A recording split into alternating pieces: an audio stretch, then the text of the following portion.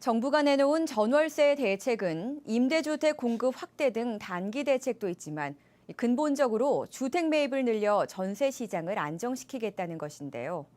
세금을 깎아주는 것 외에 금융 지원도 늘어납니다. 어떻게 하든 실수요자들이 주택 구입에 나설 수 있도록 한다는 것인데 이 소식은 방서우 기자가 보도합니다. 서울 송파구 잠실동 아파트에 살고 있는 김 씨. 김 씨가 전세로 지불하는 금액은 5억 원으로 웬만한 아파트를 살 수 있는 돈이지만 당장 집 살 생각은 없습니다. 잠실에서는 이 돈으로 원하는 아파트를 살 수 없는 데다 대출을 받아가며 집을 샀다가 집값이 더 떨어지면 손해가 클 것이라는 생각 때문입니다.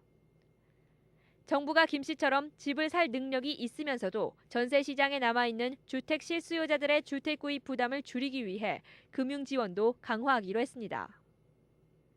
먼저 구입주택을 담보로 돈을 빌리는 모기지 공급을 확대해 실수요자들의 주택 구입 부담을 덜어주기로 했습니다.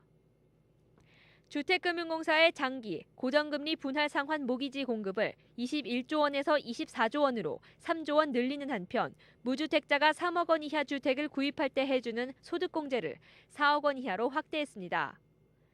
또 교체 수요를 끌어들이기 위해 1주택자가 대체주택을 취득한 경우에도 공제를 해주기로 했습니다. 국민주택기금 지원도 확대되고 지원 방식도 다양화됩니다.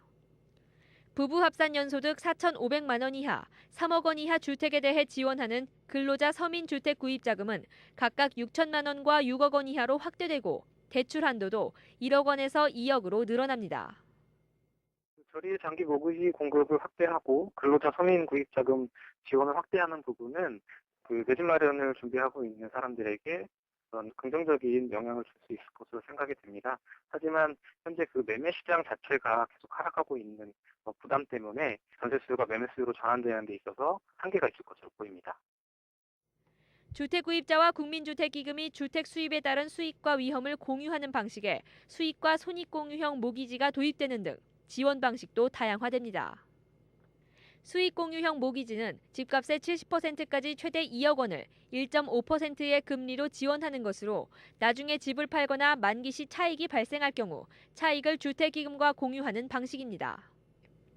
손익 공유형 모기지는 집값의 40%까지 최대 2억 원까지 지원되며 역시 집을 팔거나 만기 도래 시 지분에 따라 손익을 공유하는 방식. 금리는 초기 5년은 1%, 6년 차부터 2%가 적용됩니다. 정부는 공유형 모기지를 올해 생애 최초 주택 구입 3천 가구를 대상으로 시범 사업을 진행하고 성과에 따라 확대 여부를 결정할 계획입니다. 월 거래되는 그런 전월세 물량에 비해서 여기서 나오는 게 그렇게 크지가 않다는 거거든요. 올 이사철 상수기 때 한번 버텨내야 된다는 얘기가 되잖아요. 결국은 그냥 매매 계약서에 따라서 이제 수익을 분배한다고 치면 이것도 예전에 나온 양도세처럼 이중 계약도 가능할 것 같아서. 아울러 현행 무주택자와 1가구 1주택자가 가입할 수 있는 모기지 보험도 1년 동안 한시적으로 다주택자까지 확대하기로 했습니다. RTN 부동산 경제TV 방서우입니다.